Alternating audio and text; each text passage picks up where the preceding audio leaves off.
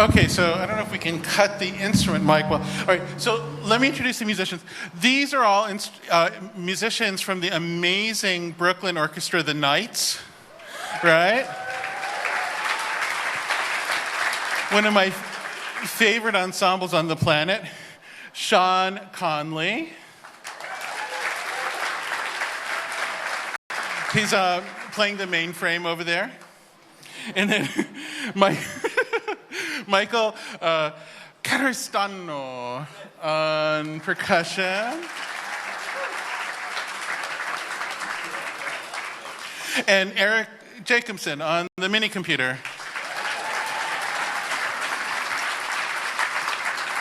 Which is actually what cello meant once upon a time.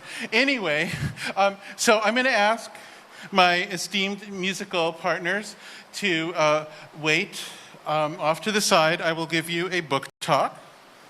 And then we will proceed as I described. Maybe I'll sit on this stool. I don't know where the stool came from, but I like the idea. Oh, wait. All right. I like the sitting thing because it feels more like I'm on your level instead of like the professor, dictating. Okay. As you must have noticed by now, I have this new book called 10 Arguments for Deleting Your Social Media Accounts Right Now. Why would I ask you to do that? Those of you who have them are probably addicted, and it's about as useful to tell you to do that as it is to say, stop that gambling. It's bad for you. I mean, like if you're addicted, you're addicted. And even if you're not addicted, companies like Facebook have what we call a network effect lock, where everybody's on them because everybody else is on them, and there's nowhere else to go, and there's no way we could all coordinate to leave at once, so we're kind of stuck there. That's true too. So why the hell am I asking you to do something that very few of you will do? The reason why is if even a few of you do it, I think that would be so important that it might make the difference about whether our species survives or not. That's why. All right? Does that sound like an exaggerated or alarmist idea? It shouldn't. It's real. So let me go over a little bit why I think this is so important. Now, a good place to start, since this is a science-related venue, I'm going to take a bit of a science lecture approach to it, but only light. I'm not going to go in too deep here. There's this stream of scientific work called behaviorism, right? Behaviorism goes back to the 19th century. It is a subdiscipline in which you attempt to change the behavior patterns of a creature, might be an animal, might be a person, and you do it methodically. You do it algorithmically. You observe what the creature does. You give the creature fine-tuned experiences in response to what the creature does, and thereby you get the creature to change. This is distinct from the way animals and little children were trained before, although we always used reward and punishment with babies from the earliest days, I'm sure, but we used to whisper in the ear of the horse. We used to cuddle the baby. There used to be this other level of intuitive connection. Behaviorism said, no, we want to cut that stuff off, reduce the variables. A famous behaviorist named B.F. Skinner proposed a formal way of doing this called the Skinner box. Everybody's heard of this, right? The idea is that you create a controlled experimental environment where you can stick the rat or the person, whatever, the prisoner, whoever it is, and they don't have a lot of random stimuli. They are in this environment where you can control what happens to them. The stimuli in the science of behaviorism was typically divided into reward and punishment, or positive and negative feedback. Typical examples from the 20th century would be candy as reward and an electric shock for punishment. There was a very strange sociological phenomenon that overtook the pioneers of behaviorism, they became celebrities through their creepiness. It's really peculiar. Like, you had famous behaviorists doing things like proving they could take a young human child and make him fear animals forever by making them, just conditioning them to fear animals. Can you imagine such a thing? But that was like a celebrated public experiment.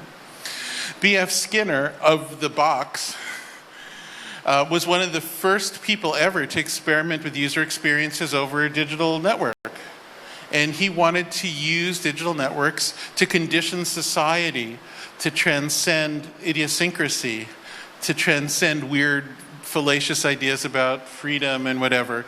He was really creepy. And he was there before almost anyone in networks. Now, it's a funny thing about behaviorism. The first time it crossed paths with the idea of computing was really early in the history of computing, and it was through a figure named Norbert Wiener. How many people here know about Norbert Wiener? Yeah, he deserves a round of applause for sure. So, Norbert Wiener was one of the very earliest computer scientists. He was in that first generation when the ideas that had been formalized by Alan Turing, and then shortly thereafter with Turing and von Neumann working together, when these were still fresh, when the only working computers were these giant noisy things that were fantastically expensive. He was there, and he did a few really interesting things. One thing he did is he became interested in turning around the way Turing thought about computers.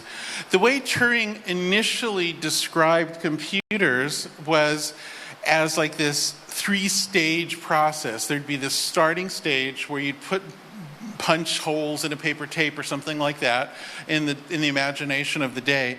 You'd have these bits that you set, you put them through the machine, then the machine does whatever it does, and it either stops or not, and if it stops, at the end you have another set, another tape with holes in it. You have another set of bits. So there's start state, run the thing, and if you're lucky and you get an answer, you get an answer, and that's it. When Norbert Wiener looked at this, he said, there's this completely different way you can think about the same ideas, which is that the computer would be on all the time. It would be sensing the world, and then it would be responding to the world, kind of like a thermostat. A thermostat has a thermometer, but then it can also control a heater, or in some lucky cases, an air conditioner. And he said, what if we instead thought of a computer as a really complicated thermometer with a bunch of memory and algorithms? And so he came up with a term for this conception, and it's cybernetics. So cyber comes from the Greek, and it's to navigate. It's navigating a boat. And so the idea is that in this concept, the computer's navigating reality. It's seeing where reality has drifted, and then it gets reality back to where it wants reality to go. So that's cybernetics. And there's an amazing book that Turing wrote. No, not Turing. This is Norbert Wiener wrote in probably starting in the late 40s. It was published a little later, but it still way predates anything about networking. It's like super early. One of the very earliest descriptions of the idea of networking computers that ever existed. And he says, what if you have a computer that's watching a human being? It's measuring how the human being moves. It measures the sounds that come out of the human being. It measures where the human being looks, whatever can be measured. And then it provides some kind of stimulus, maybe images, maybe sounds. Couldn't a computer that's able to measure a person and give feedback gradually start to control a person, just like one of the dogs or rats in Mr. Skinner's boxes? Couldn't the computer become an automated behaviorist? And then he says, if it's not clear to you why I think this is a terrifying idea, I want to give you a thought experiment. And here's his thought experiment. And this is right at the end of a book called The Human Use of Human Beings. And right at the end of it, he says, imagine that someday everybody in the world could carry a little computer. I know it's impossible, but just imagine someday they could do that. And imagine, furthermore, that these little computers that are attached to people can measure a lot of things about the people. They measure who they talk to, where they look. They measure all kinds of stuff about them. And they can also give them feedback. They can show them images. They can show them text. They can play them sounds. Now imagine something even more incredible and fantastic. Imagine they're connected by little radios to a central, really big computer. And over the radio signal, the really big computer is doing calculations that are simulating what a behaviorist does to modify the people. And then there's somebody somewhere who's able to then gradually modify people. Now, the interesting thing about being the subject of behavior modification loops is that you don't know it's happening to you. It used to happen in a lot of very isolated circumstances. It happened in the psychology experiments of the behaviorists, of course.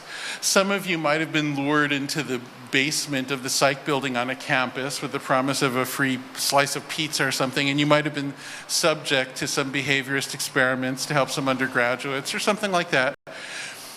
Sometimes it's used by interrogators. So if you're on the wrong side of the desk in an interrogation room, it's used by cult leaders. It's used by members of the pickup artist movement, although that's probably bullshit. Oh, sorry, sorry, C-SPAN, I apologize for that. Yeah, we're on TV, if you didn't know. I really apologize, but our president does it. You know, what am I supposed to do? I really hate to sound presidential these days, and I'm afraid I did for a moment. Anyway, it happened in abusive relationships, even though the abuser didn't realize that that's what was going on. But it was very isolated. And what Norbert Wiener says is, if the whole world could be put under this kind of regime of behavior modification at once through the central computer, he concludes it would be mass insanity. He says this would be the end of the species. But then he has this very comforting conclusion. He says, as one of the most prominent scientists of the era, I just want to comfort you and assure you that this thought experiment could never be realized.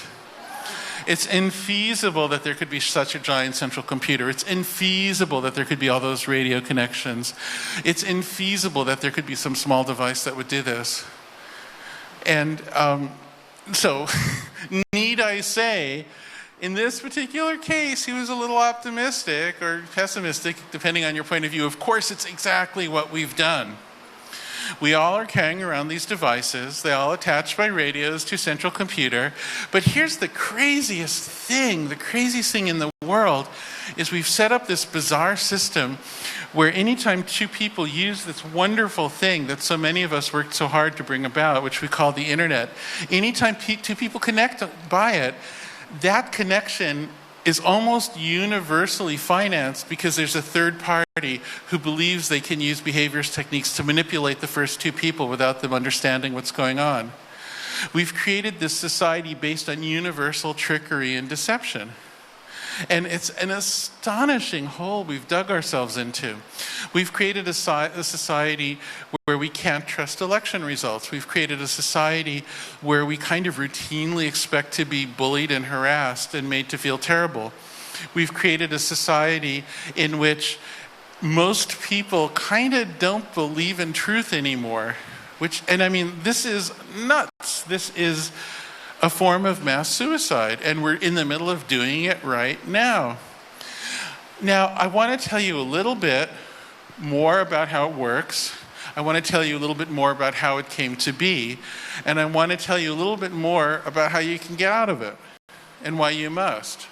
Or at least those few of you who I hope to reach today, because I know I won't reach most of you. Maybe I'll proceed with a bit of the story of how we got to this in the first place, because it's just so bizarre.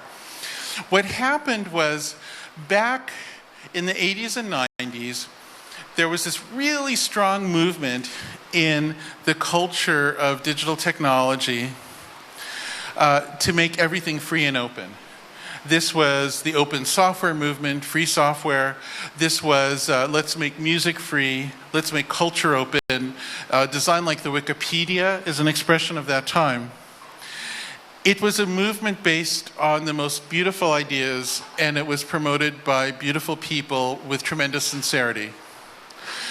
At the same time that that was happening, there was this other countervailing idea that was also becoming more and more powerful. And that was this idea that there were certain special people, and these people might have been the super hackers, or they might have been the super tech entrepreneurs, the Steve Jobses, let's say. And these people, because they could hack so well, because they were so good at computer stuff, they could change the course of history. They could, the way Jobs put it, he said you could dent the universe. So it's like this Nietzschean magic. We are the magic people. We're the superheroes. And everybody really believed that. People really loved their hacker heroes. They loved figures like Steve Jobs. And so here you have this problem. You're saying we have these super people, and a lot of them are entrepreneurs, but then you want everything to be free. Super entrepreneur, free. How do you get those two things to reconcile? It's sort of like this extreme socialism with this extreme libertarianism. Where's the meeting point? So they meet at one point. Nobody's ever articulated another point where they meet. And that one point is what we call the advertising model.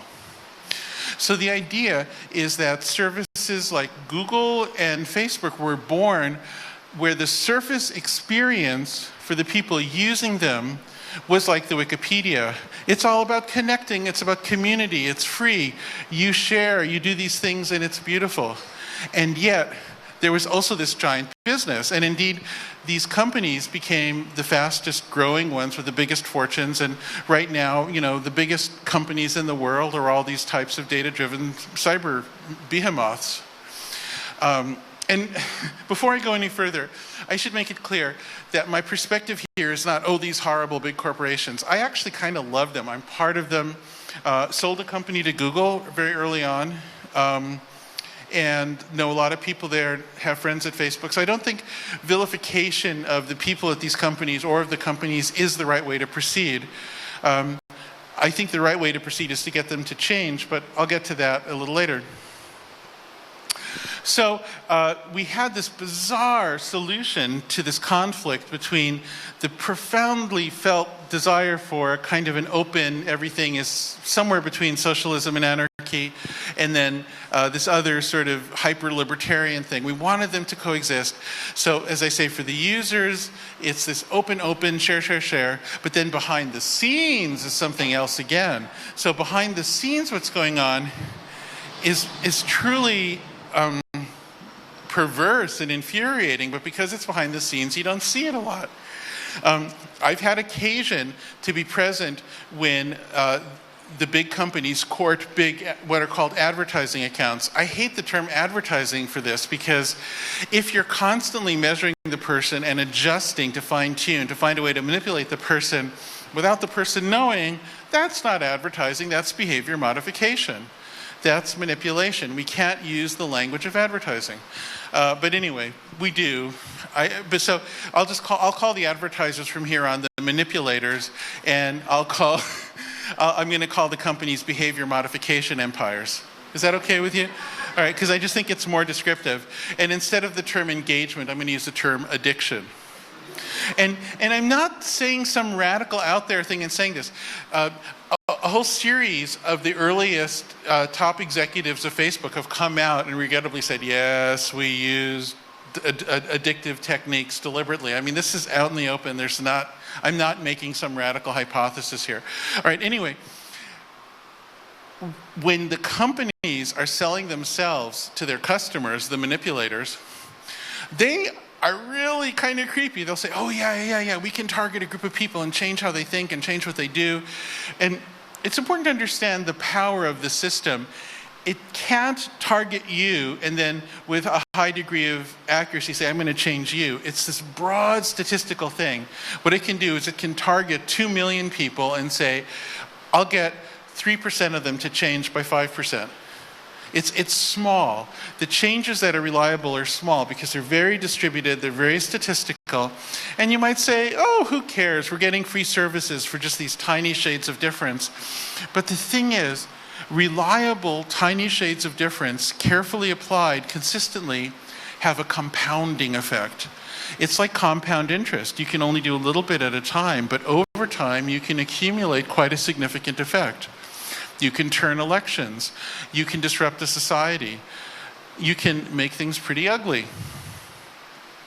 Now here we get to a very interesting question, which is, I'm talking about the effect of these slight changes.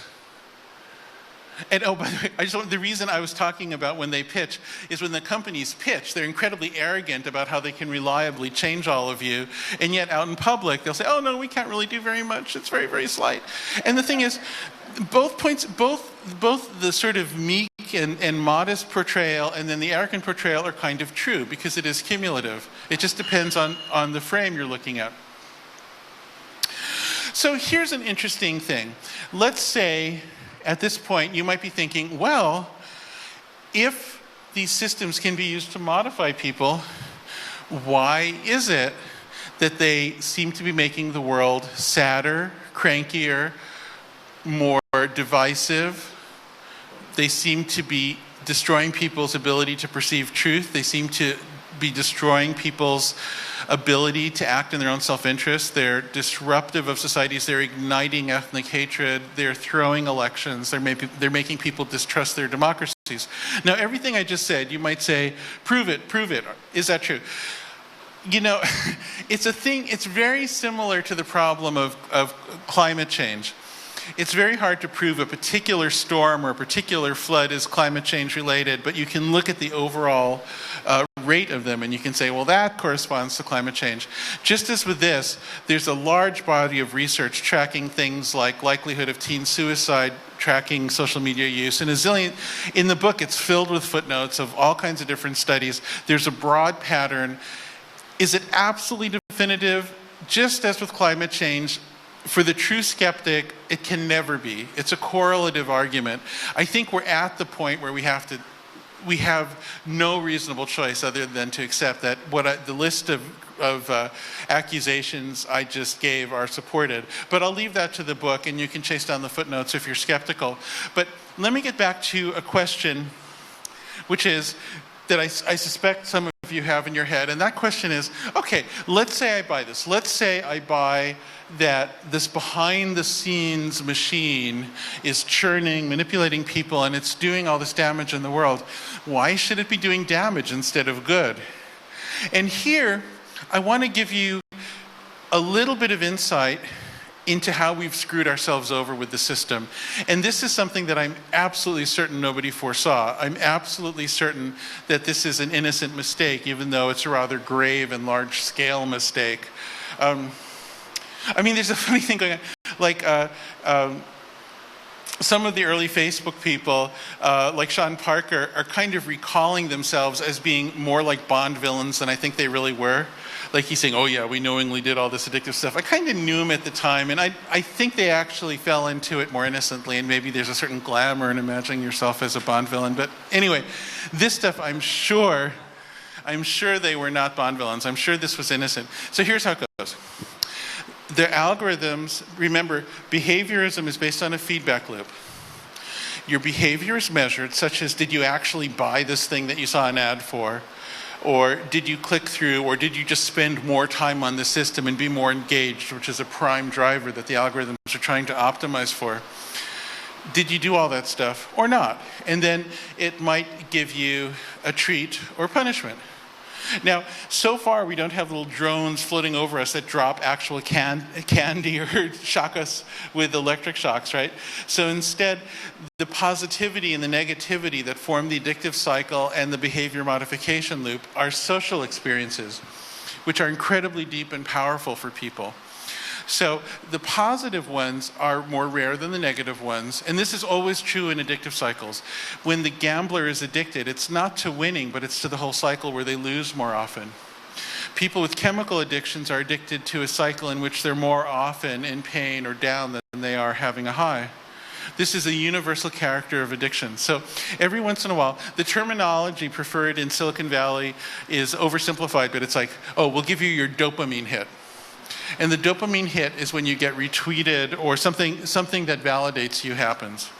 But then in between that is a longer and unpredictable period in which you're either ignored or overshadowed or harassed or ridiculed or whatever the hell it is. There's always some kind of negativity in between the dopamine hits.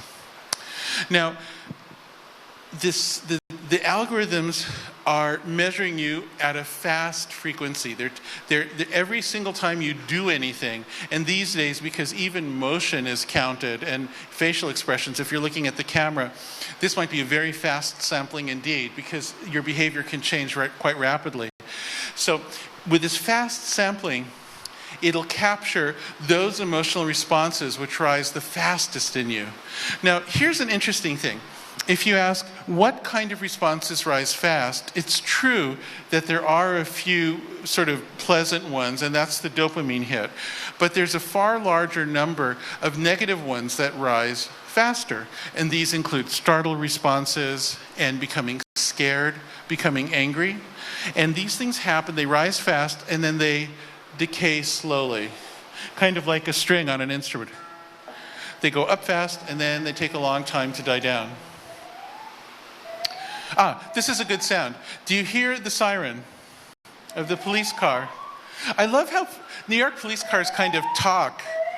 There's no other city in the world that's like, you know, there might be a problem here, there might be a problem here, there might be a problem here. Pay attention. It's like it has like intent. It's amazing. There's like this language. All right. So, but that sound, that siren, it's not like this instant on and then it decays. It's like it goes up. Now, the interesting thing is that most positive reactions, such as like gaining admiration, gaining understanding, gaining appreciation, gaining trust, these things build more slowly, but they can be killed very, very quickly. And so if you have a system that's measuring you on a very rapid basis and then giving you feedback, which bundle of emotions is it going to pick up on in order to try to engage you more? Why the negative ones? Because more of them are fast rising. And so there's a weird thing where if you look at people, there's a huge body of published work where experimenters have tried to determine if positive or negative or reward or punishment feedback is more influential. And the results are a fascinating patchwork that depends on the circumstance and the nature of the subject and all kinds of things. Overall, there's a parity. Overall, they're about a balance. But if you measure in this way quickly, you highlight more negative ones. And so therefore, there's this totally unintended result that if there's somebody who wants to either be a paying customer of a service like Facebook or just manipulate their way through it with the way they post on it, either way, they get more bang for their buck when they're negative. So it's naturally a negativity machine because of the timing of the feedback loop. It's a little bit like the problems that sometimes come up with high-frequency trading, where those things can be more prone to certain kinds of illusions in markets. And I don't want to get into a big technical thing about that, but it is true that, for instance, I'll give you a couple of examples. Donald Trump's social media director for the presidential campaign reported, and Facebook disputes this, but this is what he says. He's the customer. Customers are always right, remember. And he says that when they put up a negative ad that was particularly aimed at sort of crankiness, well, these are my words, not his, but these sort of cranky paranoia ads, and racist and whatever, that they would get a giant multiple, maybe hundreds of times more exposure to people than when Hillary spent the same amount of money for an ad that was tamer, because the algorithms reward and amplify things that cause engagement addiction. So negativity just happens to work. It happens to get amplified. Nobody designed it that way. But as long as that's the system we have, and that's this thing that connects us all, the way most people get news, the way most people know their own family and friends, the way most people search for work, so many things like this, it's this giant invitation, this giant red carpet for the society to be manipulated by bad actors, like the Russian intelligence warfare units that threw our last election. I didn't say this until recently. I used to say that might have, but since James Clapper, the retired head of national security, is saying it begs credulity not to say they threw the election, I figure, okay, finally, let's just say it. They threw the election. And the thing is, let's suppose hypothetically that the tooth fairy visited Vladimir Putin and he suddenly got this vision, oh, I want to make the world harmonious and good and I don't care about my own power and a healthy world is good for Russia.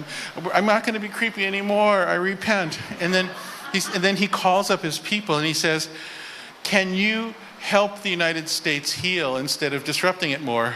And they'll say, well, Vladimir, I mean, we could do this thing, but it would cost 10,000 times more. It's like we're getting this multiplier for disruption. And he would say, oh my God, it would be that expensive. Okay, stay creepy, because creepiness is the bargain way to use this stuff. And so there are many effects of this which are heartbreaking. An example is the Arab Spring was so celebrated in such an arrogant way in Silicon Valley. We called it the Facebook revolution, the Twitter revolution, even though, of course, we weren't there. It was somebody else's revolution, but we claimed it. And the thing is, though, that even though, as with so many other things about social media, the initial benefits that you perceive are authentic. They're not unreal at all. Behind the scenes, the manipulation machine is running, and what it does is it finds the people who are the most engaged, the most emotionally aroused by whatever is going on, and of course those are the people with the negative emotions. They're introduced to each other. The cycle that gets them excited is more and more emphasized and more refined. And then the result down the road is that an organization like ISIS gets even more power from the same tools than the Arab Spring did.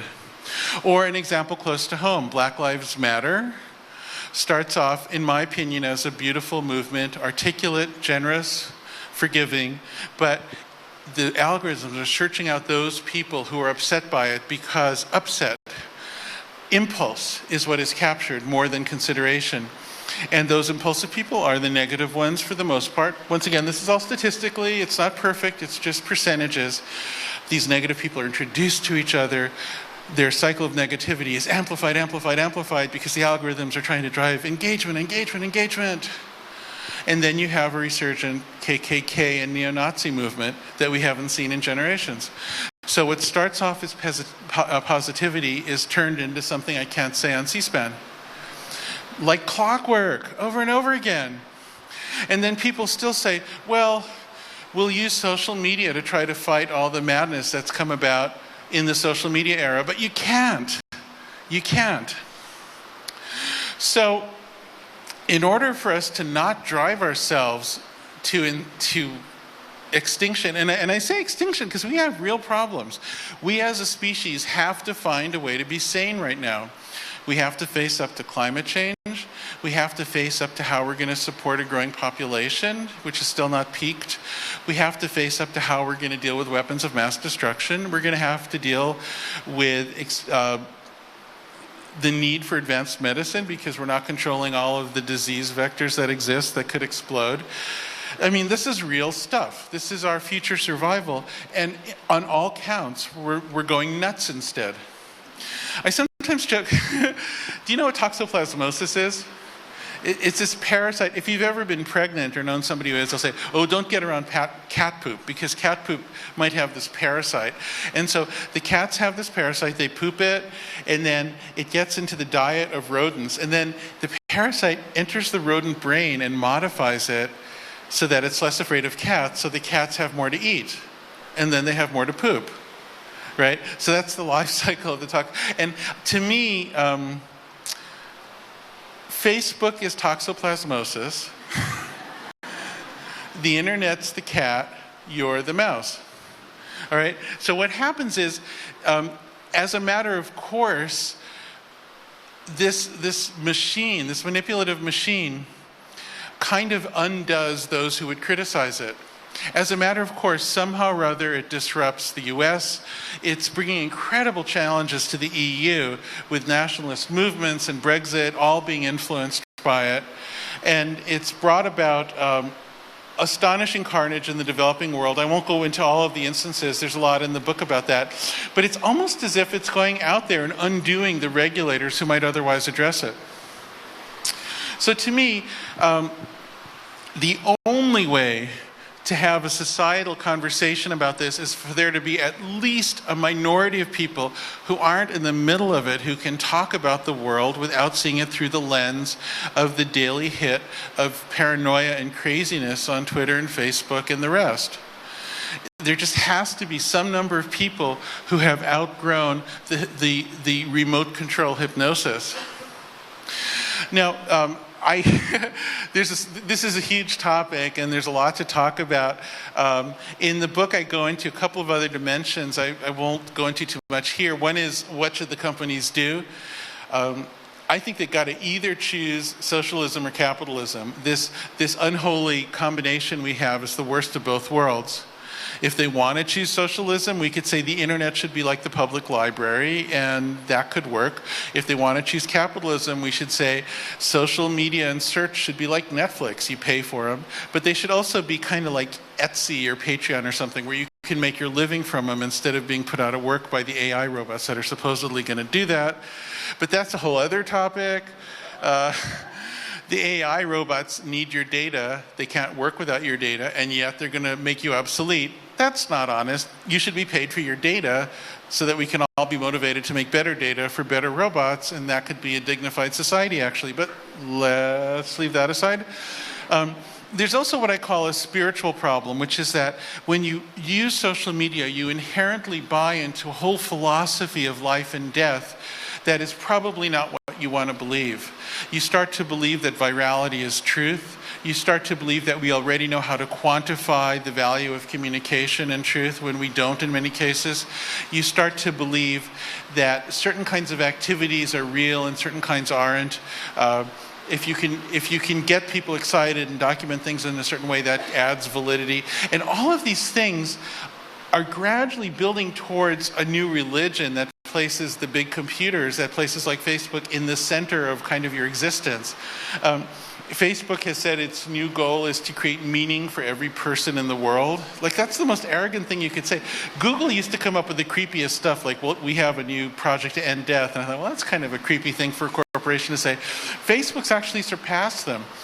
And so if you have these algorithms creating your meaning, it means you're buying into a philosophy that we already know what meaning is in life and that we can write an algorithm for it.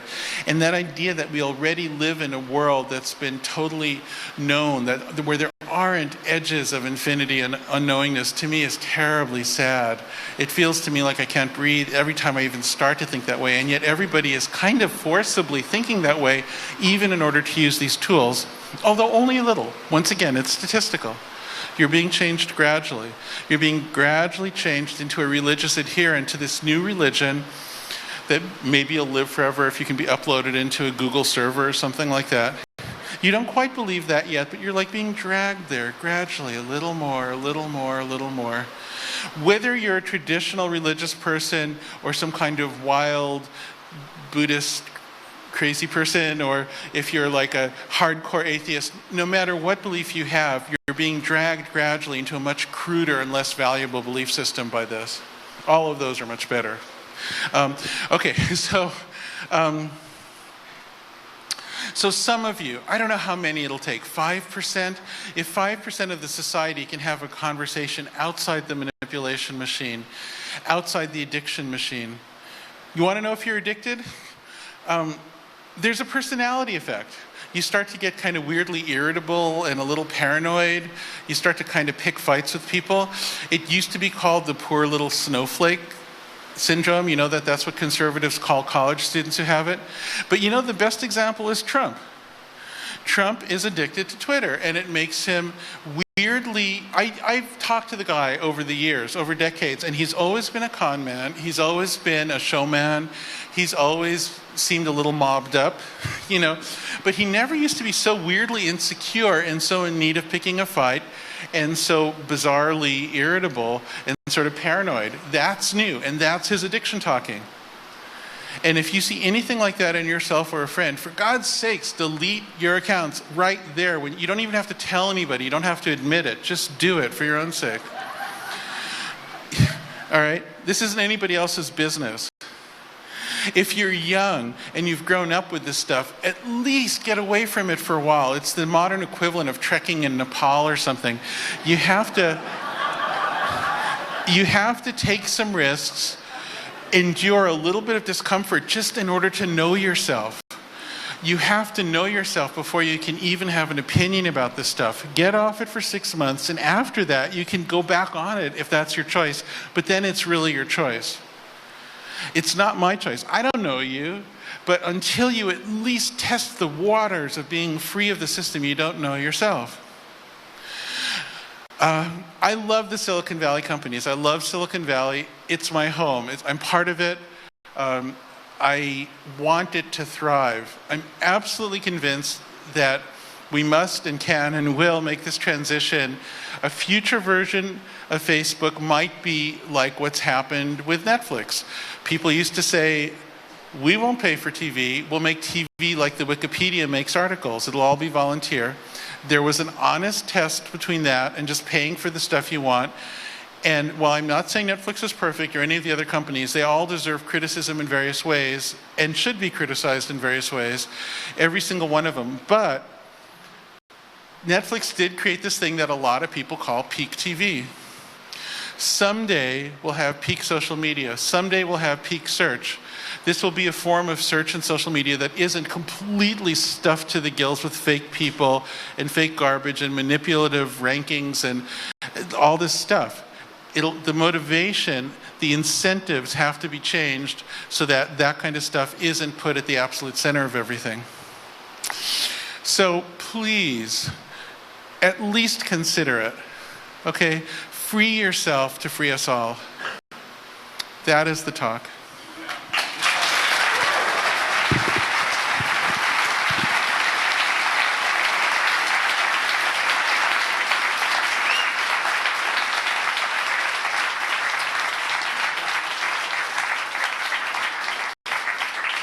Okay, so we're going to do a little more music and then we'll do questions. If there's some danger that I've absolutely covered everything to infinity and there are no questions, then we'll just do more music after that. I don't expect that to be so.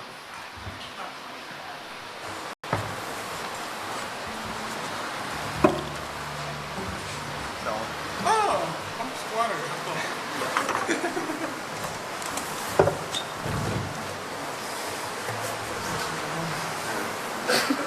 Will it be in tune?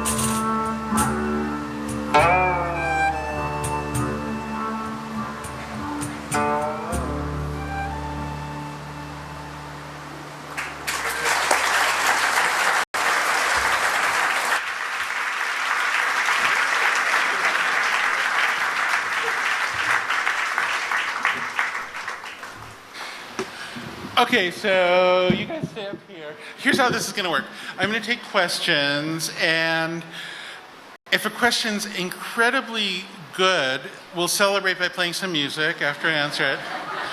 If it's too hard for me to answer, I'll evade it by playing music. If it's incredibly bad, we'll play music to cover it. But in most cases, I'll answer it and go to the next question. All right? And then at some point, we'll have concluded the questions, and we'll play a little final piece, and that'll be that.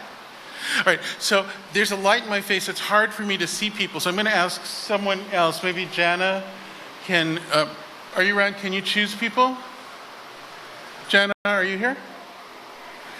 Oh, she's coming. And then there's somebody with a mic, right? Mic runners. All right, so raise your hands in such a manner as to appeal to Jana.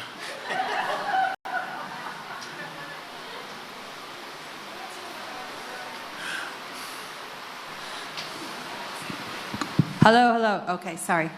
Oh. So I've been in the internet since the beginning of it being commercial, and there were lots of BBSs and disease groups and all kinds of places for people to get together. And I hear people now saying, if it weren't for Facebook, I wouldn't find my people. And they find them, kind of one and the same.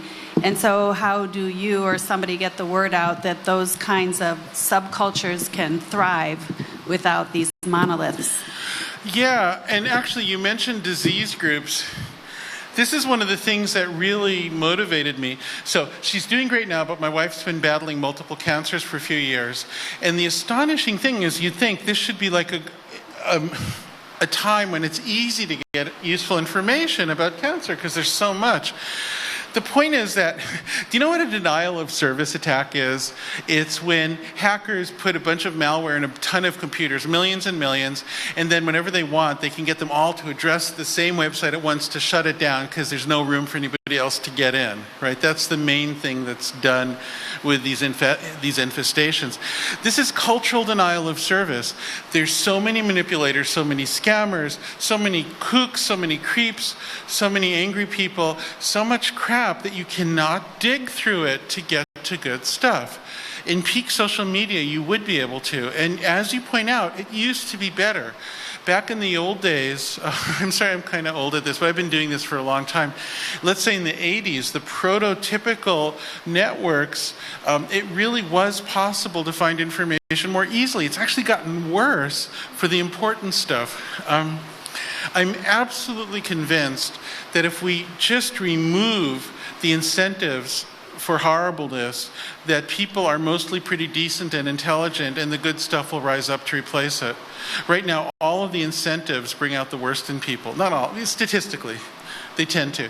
And so there is some good stuff online. You might say there's this good thing and that good thing, and I'm not going to fight with you about any of it. I really believe in the good stuff too. It's just that it's overwhelmed by the crap.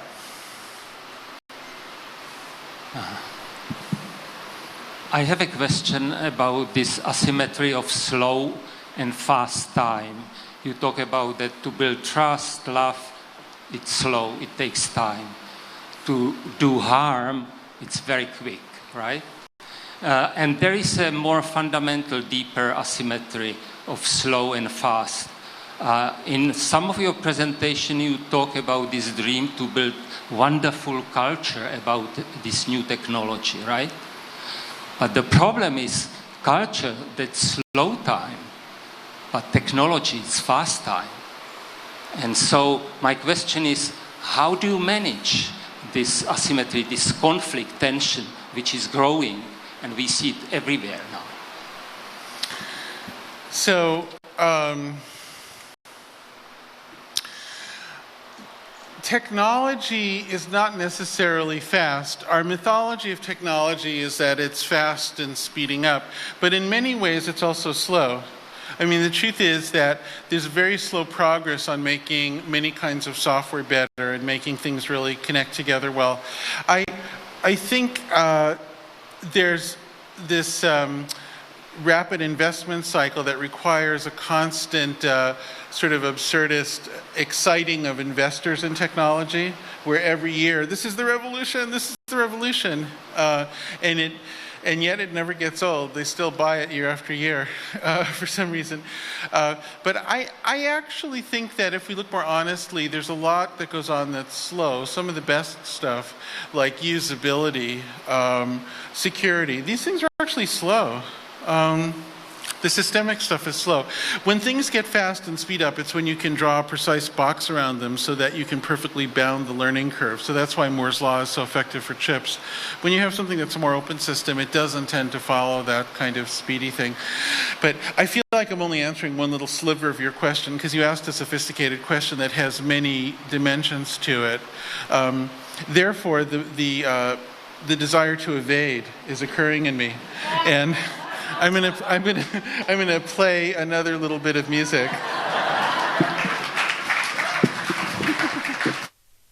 I guess we could do the copper flutes thing. Cool. Here, okay.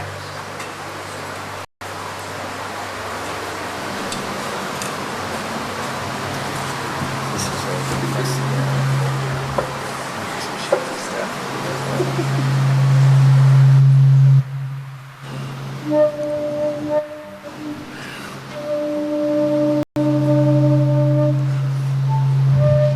Hold on a second, I just need to...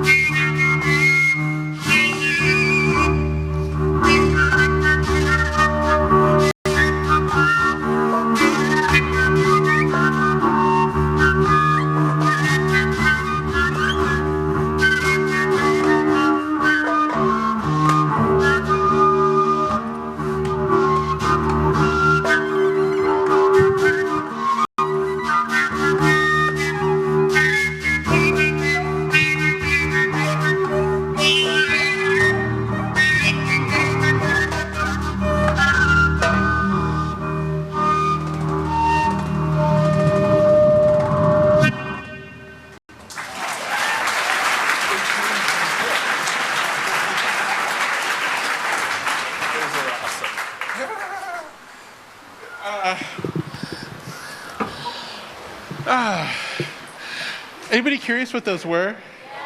So, in parts of Eastern Europe, there are these things called overtone flutes that a single one of those would be an example of. The most famous ones are probably played by the Lapp people north of the Arctic Circle and up in the north of Finland, but there's also examples in Hungary and other places. This business of doing two of them together as a trick, like walrus tusks, I saw some kids in the Vienna train station doing this, and one kid was doing this, mesmerizing people, while the other was running around picking pockets.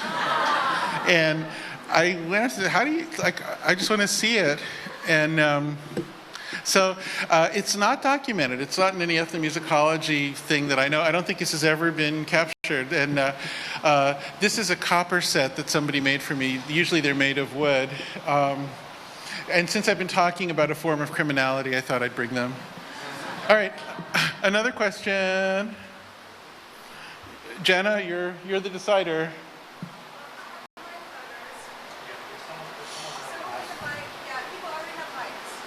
Oh, okay. If somebody has a mic, there might be two mics. So if you start to speak. Oh, hi. Okay, yeah, go. Hi.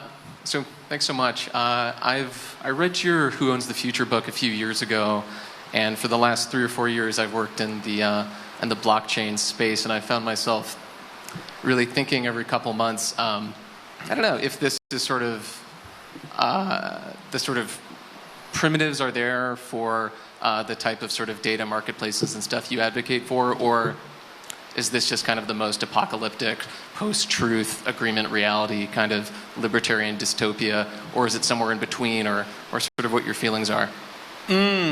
So there's an immutable law of nature, which is if I give a talk, someone will ask about blockchain.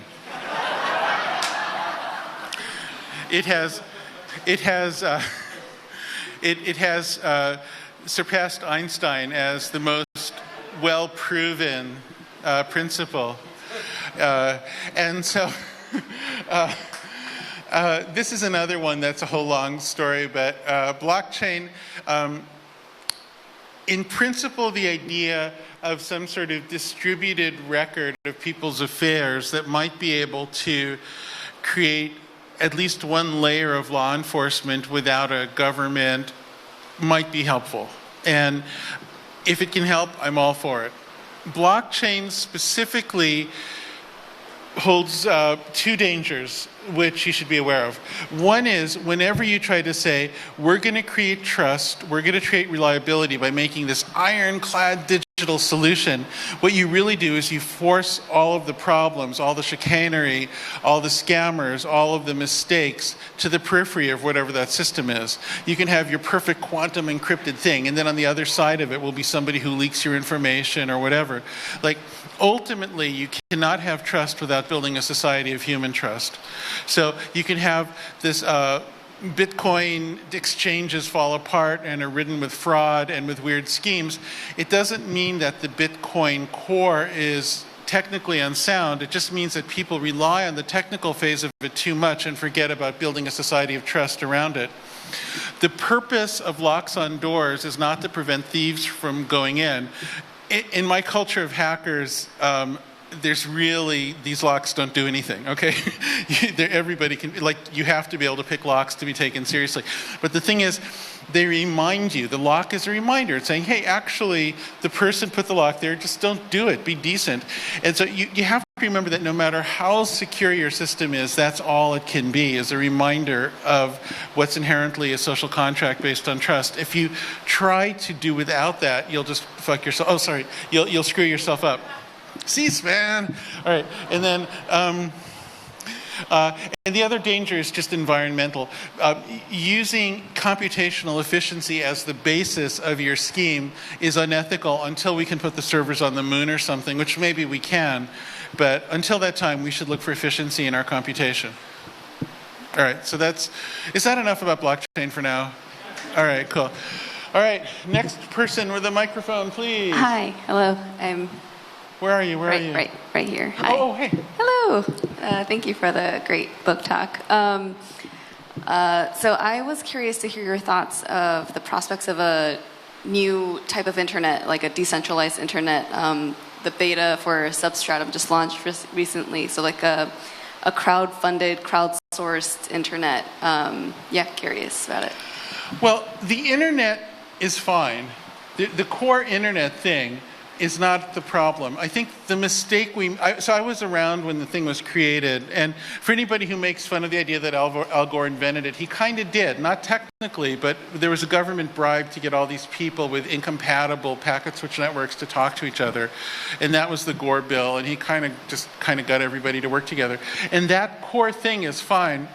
The problem with it is that at the time it was created, the sentiment was to make it absolutely as minimal as possible. So it didn't have any way for people to store information on it. It didn't have any representation of people, only of machines.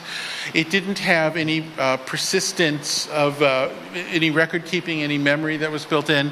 It was just this very raw thing. And the problem with that is that it spawned natural network monopolies because of network effects, and it also rewarded the people who could do the thing that would spread the fastest instead of the thing. And so, love Tim Berners-Lee, respect him, but he put out this web protocol that only had one-way links, so there would be no context or attribution, which is kind of the core sin that led to this other stuff happening. That's a whole long discussion, but what we need to do is not replace the core internet, but to have the next layer above it have backlinks and have persistence and identity and all that. And right now, all of that's been privatized to giant monopolies like Google and Facebook. They're the ones that calculate the backlinks and give you identity and everything. Like essentially Google exists because there weren't backlinks. You know, that's what the thing does. And so that could be done by industry working on a different business model, or if you really hate the idea of it being industry, you could expand the public portion of the internet to do it. It's just crucial that we have a network that includes all those functions in a way that isn't monopolized by a behavior manipulation business plan. All right. That's a very quick answer to a very deep and big subject. All right, so I'm not choosing people. Whoever has the microphone is choosing people.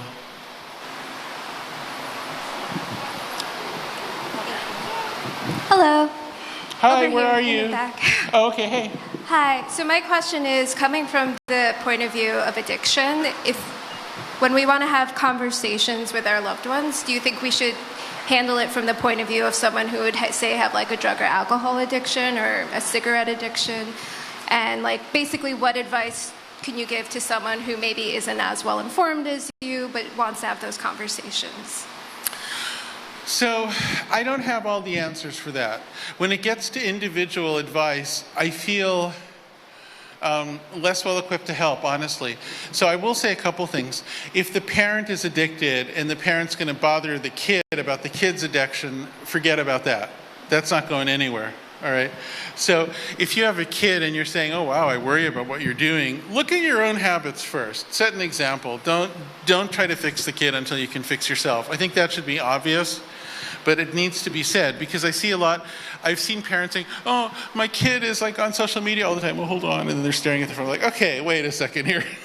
Like first order of business is you, not the kid. There are some resources out there.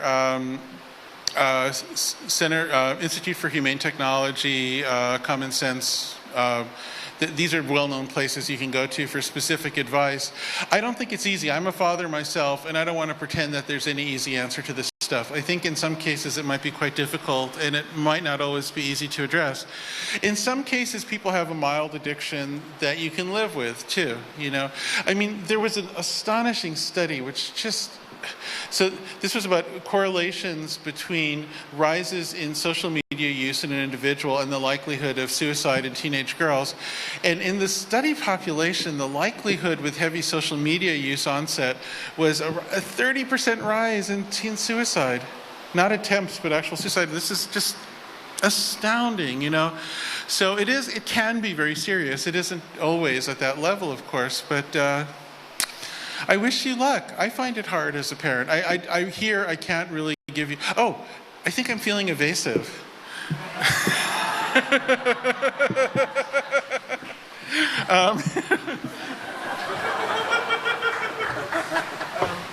am I doing? Flute. The Irish flute? Sure. Is that the thing? Okay. I should have started in B, but I'm not sure. It might be off. We didn't check it. Tell me if this is slight.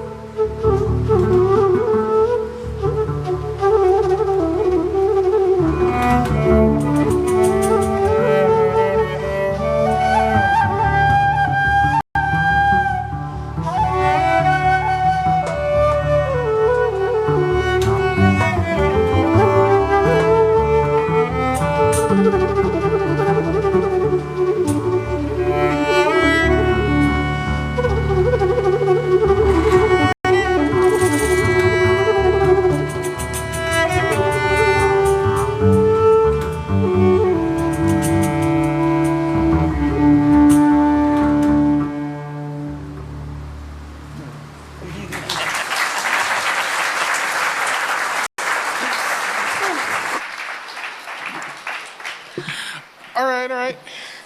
Who has a microphone? Hi. Hi, where are you? Okay, hey. Hello. Hey. So my question is about behavioral economics and whether or not you think that... I couldn't hear you. Your Sorry. question about what? About behavioral economics. Yes. And whether or not you think this idea of behavior modification for a social good can actually be done, or if the negative feedback loops are so overpowering that there's no point. Okay, so I believe that that question should be studied empirically. And in order to study it empirically, the first experiment would be to lengthen the time between measurements in the feedback loops of some of these systems. So for instance, let's say that if an advertiser wanted to have very up-to-date information, they had to pay you like $10,000 per datum or some ridiculous thing. But if they got out to a year, then it would become really affordable, so that they would be forced to look at your considered response instead of your impulse response. According to my hypothesis, which hasn't been properly tested, that should result in a parity between positive and negative results, and it should create less of an invitation for bad actors to disrupt society, because they won't get this multiplier boost that they get now. Does that mean that you could use the thing to improve society? I get a little skeptical, because I think the idea of improving society should be more emergent and shouldn't come from any central server. I like markets and democracy because they do that. Central servers that are sending out messages to people, if there's some way that that could be opened up. I mean, another interesting problem is that everybody doing open software said, well, if you have open software, you can't be snookered because you can see what it does. But right now, all those open software stacks, those Apache stacks, are running in the middle of super guarded remote servers in places you can't ever access, owned by Facebook and Google, so you don't get to see the algorithms because you don't own the computer, you can't look. So there'd have to be some real change in how we do things, but I think it's conceivable. All right, another question from another microphone? Oh, here, hi. Where are you? Right here, to your left. Oh, hey. Hi.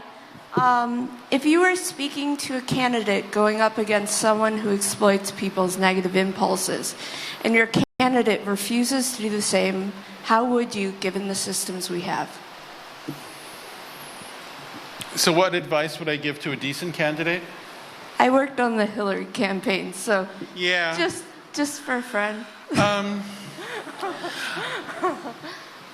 I think it's really hard. I mean, so there was an interesting thing recently where so first of all, the people who work at companies like Google and Facebook and Twitter are for the most part very decent, well-intentioned people who want to help the world, and they're not bad people. There are a few creepy ones, but they're in the minority.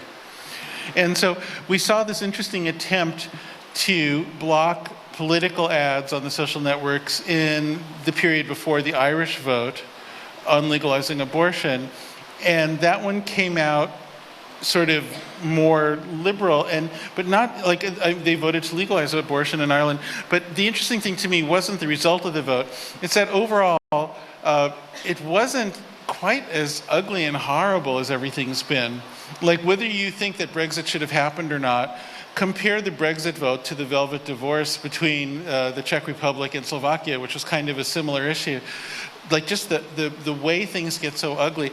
So in this particular case, by shutting down political ads for a period, an election was made more dignified. You might or might not like the result. Personally, I think it was the correct result. But the point is that society, the nature of the discourse about the vote wasn't in itself something that degraded and tore society apart, whatever you think of the result. Okay, so the problem is that because the underlying incentive structure is still incentivizing all the creeps to figure out a way around, now we're going to breed more and more sophisticated creeps. So every time Google changes its policy to try to make its search results better, there's this giant industry called search engine optimization. That's all the people trying to get around whatever that is. Every time Facebook tries to do something, we're breeding smarter and smarter criminals. This is what we did in prohibition of alcohol. We created a smarter and smarter mob. It's what we did with other drugs. And so we're doing it now when the companies take it upon themselves to try to police particular behavior, particular uses of their network instead of changing the incentives. So this is a long way of saying, for the moment, I don't have good advice for candidates. I'm terrified. It's possible that what was done in Ireland, maybe you could talk them into doing it again, and maybe the criminals wouldn't have learned how to be sophisticated enough to defeat that by, say, the midterms, but by the next presidential, surely they will have, because they're smart. They're sitting there trying to figure out countermeasures. So I think it really sucks right now. Check. Hi, how are you? Jaron, straight 12 o'clock. Hey, how you doing? I'm a huge fan, and I'm a musician and an educator, and I've read all your books, and I just really respect the way that you are able to integrate music into both your books and your talk. I appreciate it. I've never heard you play, and it's really awesome. To that, I wanted to ask you about stuff. I'm not going to mention the B word, blockchain, but You did. I'm so sorry. I'm so sorry. No, I apologize. Don't think of a blockchain. Don't think Well, of a blockchain. I'll use your term then. You phrased it as micropayments in Who Owns the Future. I want to know what to be able to tell my students about getting paid as an artist. And it's something you've touched on in other books, but I don't know if you've squared on it. Things like the Music Modernization Act, the idea of a centralized database via ASCAP and BMI, and getting the performing rights organizations together, and how we can make artists get paid. Music, creators, all types. So yet another big question. I'll try to address that in a few different ways. I barely delved into the economics in this talk, so it's hard for me to do a whole intro. It's just part of an answer to a question. I do have a book that's been mentioned a couple of times called Who Owns the Future that tries to imagine a future economics of the internet that would have a different incentive structure. That book is not new. I wrote that something 8 years ago or something? I don't remember. And so it was pre-blockchain and a lot of stuff. So it reflects a slightly different range of ideas that were around, but I think it still probably holds up. More recently, there's a body of economic research that follows this. And if you want to know the keywords to search on, look for data as labor. Data as labor, and then you'll find various publications. And there's a book called Radical Markets that's just out that covers this. And then as far as what musicians can do right now, for the moment, musicians are just screwed. I'm sorry. Like, if you're young enough to sing for your supper for every single meal, you can use social media to promote your touring. But if you want to have kids or be able to get sick and you don't have anything to fall back on, you're screwed. So it's this casino economy where you take the risks and the central server gets richer and richer. If you can afford to take the risks, which means you're young or you have rich parents or something like that, great. Otherwise, it's harder than... I was a recording musician in the 90s and on a label, and it was infinite. I know people say, oh, it's great now, and Spotify's happening, all that. It was so much better then, I'm sorry. It was like a different world. But people who are too young to have known it don't realize that. It was really a better world on many levels. Okay. Should we give the truck a question? No. All right, I'm going to do one more question and then the final piece of music. Are we out of time? Hello? Oh, you want the plan? All right, no. Jana, do it. Go. I was going to come and whisper in Jaron's ear one more question and the last piece of music. Oh. And then we'll do the book signing. Okay. Outside. It's going to have a bonfire. It's going to be really beautiful, okay? All right. Okay, good. Okay, you got it? Yeah. You got it under control? Okay. Okay, cool. Thank you, Jana. Okay, so one more question and one more piece of music. Who will ask the question? Hello. Where are you? You're 10 o'clock. Okay. The very tall person.